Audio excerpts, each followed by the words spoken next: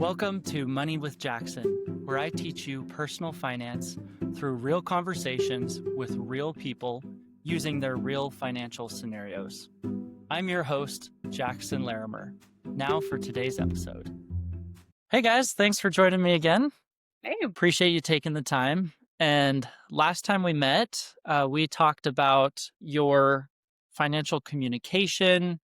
We talked about your background of what you learned about finances growing up. And ultimately, I had left you with an invitation, which was Brigham. I had invited you to take a more active role in the finances, especially with those weekly financial conversations you have. And then Juliana, I had invited you to maybe take a step back, give Brigham some room to operate, even if he makes mistakes along the way. And I'm curious to hear, how did things go? Well, we did our financial meeting on Tuesday and we got through all the bookkeeping stuff and then had a long discussion about our desires, our ambitions, what we want to accomplish together. So that was good. It wasn't really as much of a money focused discussion as a what do we want to do with our lives.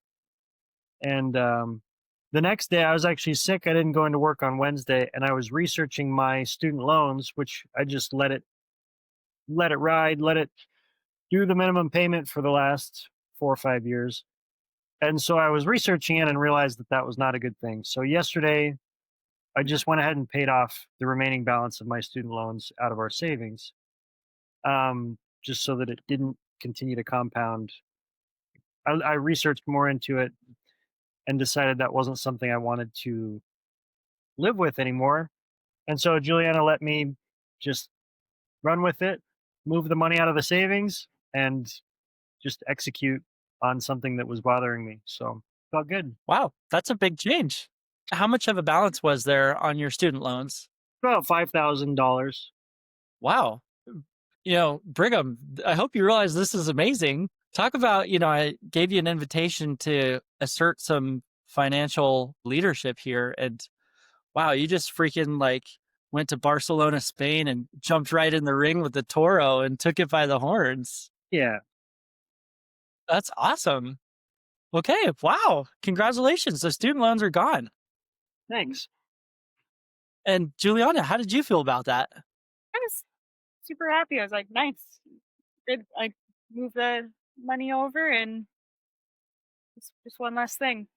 Yeah, I was happy that you've researched it because that was one I was like, well, it's your student loan. You can do whatever you want with it, pretty much. Okay. Awesome. Good. So, sometimes that goes the other way where it's like, they didn't tell me and I hated the decision. So I'm glad that you guys talked about it together. You're both on the same page. Awesome. Well, congratulations. I'm super excited for you. And, it's honestly incredible. I hope this helps you realize that as you start to make finances more of a priority in your life, you start to recognize all of these changes that you can make that you really build momentum. And it's crazy how much you can change your financial situation in a short period of time when you put your mind to it. So well done. Thank you. Okay, so you said you had a conversation that you were talking, maybe less about the numbers and more about what you want for your life together. I love to hear that because that was exactly what I wanted to talk about in our call tonight. So I'd love to hear from each of you, maybe some of the highlights of that conversation and some of the things that you discussed. Let's see. A lot of the highlights of that conversation was, I guess, more family focused. So, like we want to have a family and we want to start that, pretty soon. Depending on what that looks like, we will most likely have issues having kids. So whether that looks like going an IVF route or adopting, so kind of having a more serious conversation about that. And then once we do have a child, what that would look like career wise for both of us. So Yeah. I think that's the main one. I think so. We've had conversations about, are we satisfied with the life that we've set up for ourselves? Or are there doubts about the industries that we've chosen to pursue? So we get into those conversations every once in a while. And I guess realizing that we can do whatever we want, it's not too late. Sometimes it feels like, you know, I'm almost 30. It feels like it's too late to do anything, but my life is just starting. So discussing whether Juliana could go back and get her master's in landscape architecture, that would be something that I'd be really excited for her to do. And just giving each of us permission to pursue things that we're interested in and pursue things that are for the betterment of the family and to, I don't know, spend our money in that way. Okay, so we hit on some big topics: growing the family, having a kid, and what that would take, and then also maybe a potential career change, going back and getting a master's degree. And I think that's actually a great point that we haven't really talked very much about what you do for work. So maybe you can share for me and for the audience too what each of your careers are. Yeah. So I work for a landscape design build firm, and I do a lot. My job is multifaceted. I do a lot of account management, so managing clients that we have, pursuing new clients, and then proposing new work, doing new designs for existing clients. I'm an ISA certified arborist, so I'm a tree doctor. Right now, I am in the production field, climbing trees, cutting trees, planting them. But come January, I'll be in more of a consulting role and sales role. So I'll be a commission based sales arborist, bidding proposals and going out and looking at properties, looking at trees, and directing the work. Okay, awesome. Perfect. So, what conclusions did you guys come to, at least in terms of your career here? How satisfied are you feeling? How much do you feel like you need to make a change? Yeah, it's hard because we're both coming off the really busy season. Summer is when the money gets made for both of us, and we're working really crazy hours. So I think we both really enjoy what we're doing, and it's good to have these conversations. I also think it's good to wait until we're not both burned out from working, 60-hour weeks for all summer because we see it in both of our industries right about now. Everyone's like, "Oh my gosh, I hate this so much." And then give it 2 months in like December, you'll be like, "Oh yeah, I miss the busy season so much," hmm when it goes way down. I would say I'm quite satisfied with my current trajectory in my career personally. Sometimes it's hard to make the leap from production into sales, and a lot of people think they can do it, and they think that if they've cut trees for long enough, then they would be good at sales. But there's a skill set that I've developed through missionary service and through learning how to talk to people and learning how to build rapport. So right now I'm very satisfied with where I'm at, and I'm satisfied with my pace. Maybe not. I know contentment is not really, it's kind of frowned upon in this day and age, but I'm content with the rate of progress that I'm making. So I don't feel the need to rush it, but I'm also not stagnant. I'm not content to just stick branches in a wood chipper for the rest of my life either. I'm content with my pace. Good. Awesome. So, transitioning more into the sales side of the business. hmm And then Juliana with a master's program, what would that look like for you? Um, so we were just talking in the very theoreticalness of it, but my job right now as more of an account manager sales, again, is very summer heavy. And in the summer, it's like ships passing the night. We do not spend that much time together. It's pretty much go home, eat, and go to bed. So when we're thinking about our family, I'm like, well, that doesn't bode well to have, this 5-month period of just insane busyness. So my hope would be that doing a master's program and doing transitioning to landscape architecture, it'll be more it would allow me to take more working from home roles, more flexible roles that you can design, all year long and kind of reduce some of that seasonality stress. Okay. which would probably be more conducive to being mom as well.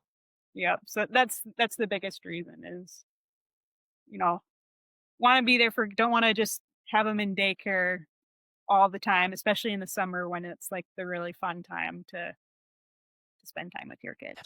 Remind me, Juliana, what's your total income right now for your job?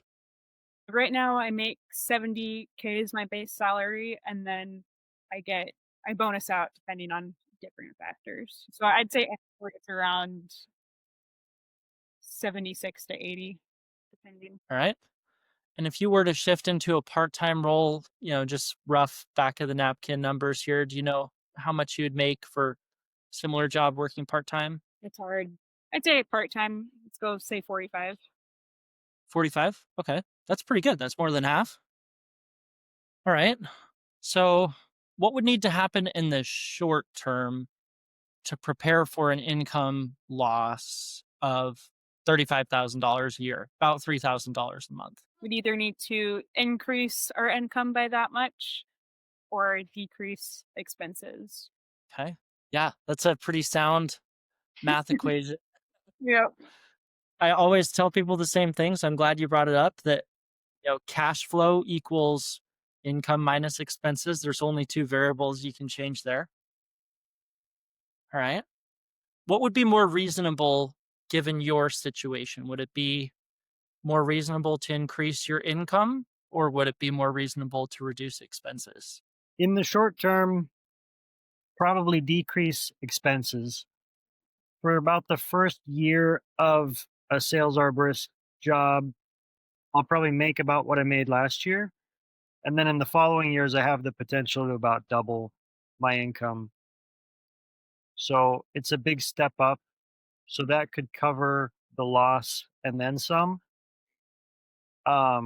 just depending on if I'm any good at it. You eat what you kill. And I'm excited for that. But yeah, last year I made about 75. And so within about 3 years, there's the potential to get close to, you know, a bigger number. Yeah. Okay. Awesome. So a lot of this is dependent on your career progression, Brigham, and how well you can do Yeah. shifting into this new role. I just thought of maybe an alternate idea to propose here. What if, and I think, decreasing expenses, that could be a good solution, but have you ever considered maybe investing in yourself, like maybe paying for some sales training or something that could really set you up for success? Yeah, I'm really intrigued by different sales doctrines, the Sandler technique. I'm really interested in. They do some of that at the company, but yeah, definitely investing in my, even my personal image, my grooming, my clothing. I have to buy a car for this role, and the company helps pay for it. But buying the right kind of car, buying the right, you know, just doing all the things to sell myself and to know what I'm talking about. There are courses I can take to be certified in different areas of tree work, tree risk assessment, things like that that cost money. So everything's on the table. I'm I'm definitely interested in paying upfront for results later and investing, an ounce of preparation to get better results down the line instead of trying to make up for lost time. So yeah, I am definitely interested in that philosophy. Yeah. I'm a big believer as well that early in your career, one of the best investments you can make is in yourself. And I think this is maybe a perfect opportunity to consider doing so. I happen to have some experience in this area, considering that I used to work in sales before I became a financial coach. And I mentioned I sold pest control door to door for 3 summers. Hmm. The first 2 summers, I worked really hard, but maybe like not as smart. And after that second summer, where my results were pretty similar to my first summer, I realized that I needed to make a change. And that off season during the winter, I spent a lot of time investing in myself, improving my sales ability. And the third summer, I more than doubled my production. So it's basically like in the third summer, I did as much as I did in the first 2 summers combined. So it was a very good investment. Yeah. for sure. Sales has a lot of upside potential, and we want to help you tap into that. Luckily, too, I'm sort of in a new role that's a hybrid production and sales training role. And so Currently. currently, until I make the transition full time to sales, I get to go out with the salespeople and they teach me the ins and outs of how they do it. And I see multiple different approaches. So I won't get fully thrown in the deep end with no sort of basis in sales.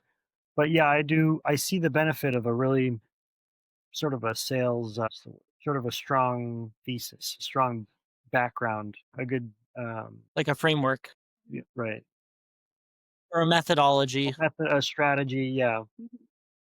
Yeah. Okay.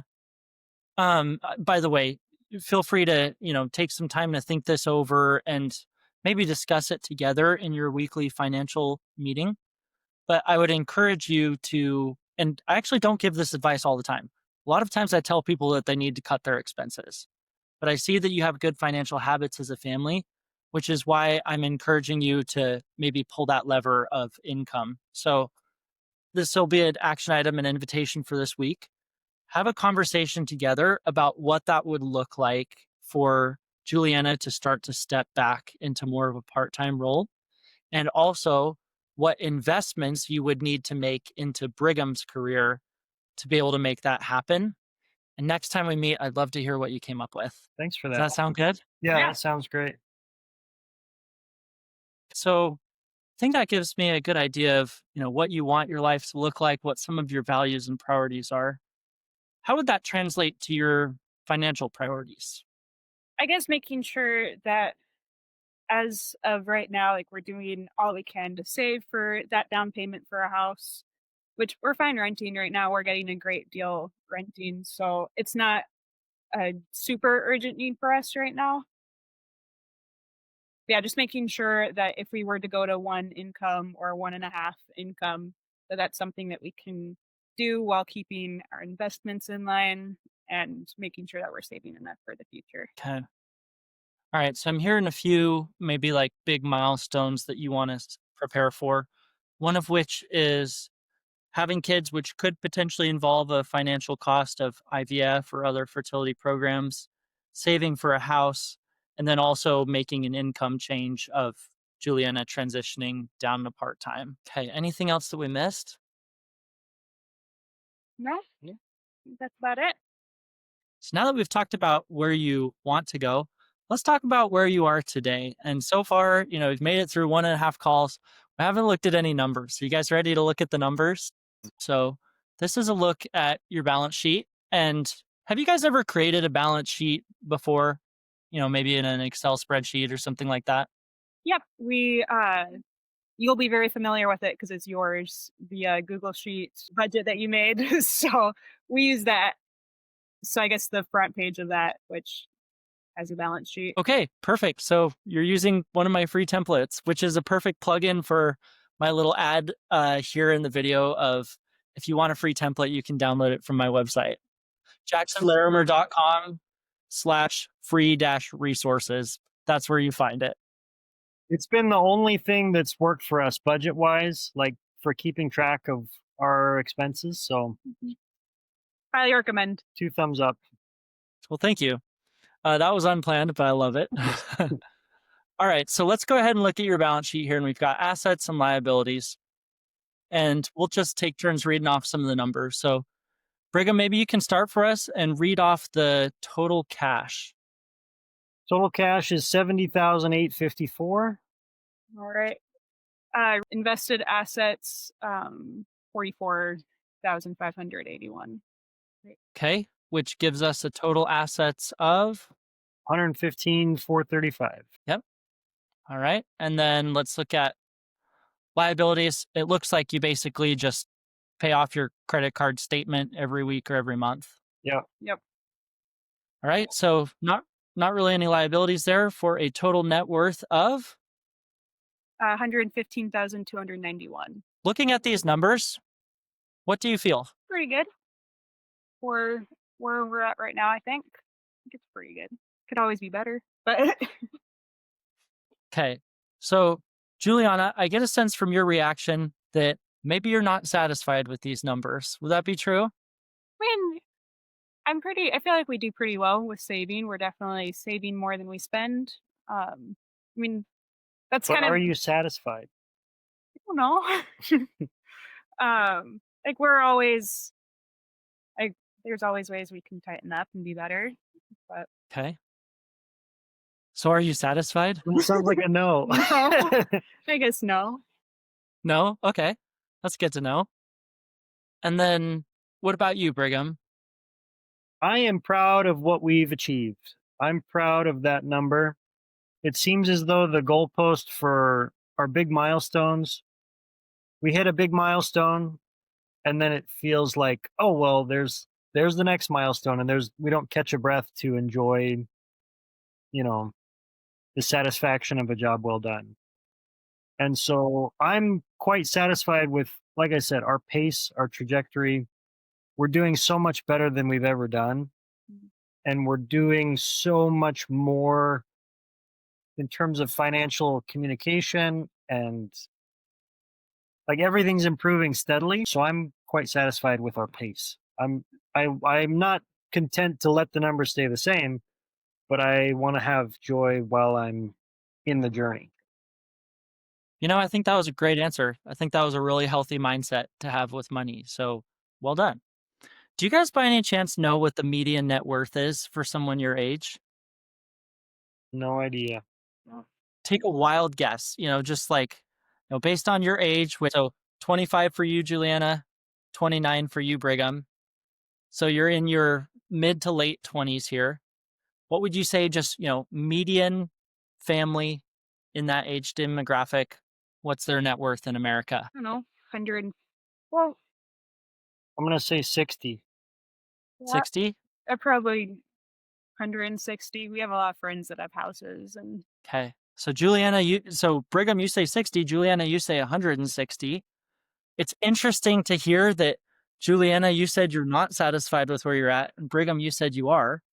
A lot of that probably has to do with your perception of where you are in comparison to your peers. I think that's very natural for us to compare ourselves to our friends, to our, coworkers, neighbors, etc. What if I told you that the median net worth for your age is about $30,000? That's closer to my original guess, but I didn't want to make Juliana feel bad. my real guess was 35, but I wanted to bump up that number because I thought you might have a higher number. Yeah. I want you guys to just take a second and acknowledge that you are well ahead of the game for this stage of life. You're doing really well. That's something to be proud of. Yay! And with that said, of course, there's always room for improvement. So as we look at things here, I want to pick out maybe a couple things that you think you're doing really well and a couple areas where you'd like to make some adjustments. So what's one thing that you think you're doing really well from a financial perspective? Practically zero debt is kind of number one for me. There's a lot of horror stories about credit card debt and student loan debt that I'm glad we don't have to think about it or deal with it. yeah, we bought our cars either in cash or paid those loans off early. Very cautious with credit cards and going into debt. We're really proud of the fact that, we come from upper middle class families, but both of our parents instilled in us the value of hard work. And none of this, we were, they helped us out in college here and there, but we paid our own tuition. We've paid for everything ourselves that we have. This represents our labor on paper 100%. And so, Which nothing is wrong from getting, a down payment from your parents, but it'd be nice. it would be nice, but that's not something that we just take pride in, building something together and owning it 100% and never, I don't know, maybe that's prideful. Can I read between the lines here? Did you guys have a friend that maybe recently bought a house and had some assistance on the down payment? yeah. Juliana does. I don't. Yeah.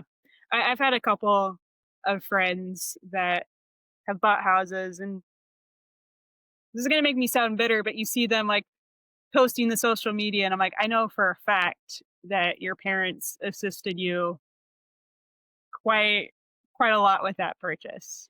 Um, and, I'm happy for 'em, I really am, but Okay, so there's maybe some of that comparison coming into play here. I want to give you a little bit of my perspective. I would consider myself to have a very unique perspective when it comes to money because usually it's something that happens behind closed doors in our society. But I literally have the benefit of talking to hundreds of people about their finances. And I talk to some people that are one missed paycheck away from bankruptcy. I talk to other people that have maybe several $1 million. And I can tell you right now that no one has a financial situation that they're perfectly satisfied with. That person that, and I've even talked to many of these people that maybe receive financial assistance from their parents. And why they're reaching out to me for help is not because they don't have enough money, but it's because they don't have enough independence. And they have this weird, strange relationship with their parents where maybe they feel like their parents are trying to buy their loyalty or influence their life decisions to move closer to them. And so having seen, kind of behind closed doors, both sides of that situation, I want you to know that you can be very proud of where you are now. And you can also be very happy for your friends, even if their circumstances, might be a little different or even look more desirable. Yeah. Thank you for, just having the candidness to share that. I think it's really important to address. What would you like to be the measuring stick for your own financial success? I think I would like it to be I'm someone who I tend to probably compare myself to others more than I should. You'd agree on that. But maybe I'd like the goalpost to just be our own progression and how we're doing, maybe how much time we have with each other, or what. And I don't want to be like money equals happiness, but Mm. maybe something that we can measure against ourselves. Hmm. I think it'd be really helpful to have some shared goals that you're both working towards, and then you can see your progress towards those goals and use that as a measuring stick. What do you think? One of the goals that I am always happy that we've achieved is that I think this idea came from my mom growing up, but that true wealth is not having to check the prices on the things at the grocery store. When you go to the grocery store and you say, I want that. And that would be really good to eat this week. And you can just pick it off the shelf. And we didn't have that in college. And we didn't have that when we were recently married. We'd go to the bulk sale or the case slot sale but at this point we can go to Trader Joe's and just load up. And to me, that was a goalpost that I was really happy to achieve is to we spend a lot on groceries and we really like to eat well and cook a lot. And so that's an existing goalpost that I'm glad we've achieved. You can go to Aldi and pick out anything you want. Yeah. I think what you're really getting at here is it would be nice to not have money control your life, right? Just to feel more financial freedom, a greater sense of financial peace, confidence in your decisions. That's a really nice place to be. And I think for, people like you, where you have two uh, equally yoked, hardworking individuals in the marriage, I think that's 100% possible for you. And I don't think it has to take super long to get there either. Thanks so much for watching. If you enjoyed today's episode, subscribe to the show. Also, leave a 5-star review so other people can find the show too. Thanks so much and see you next week.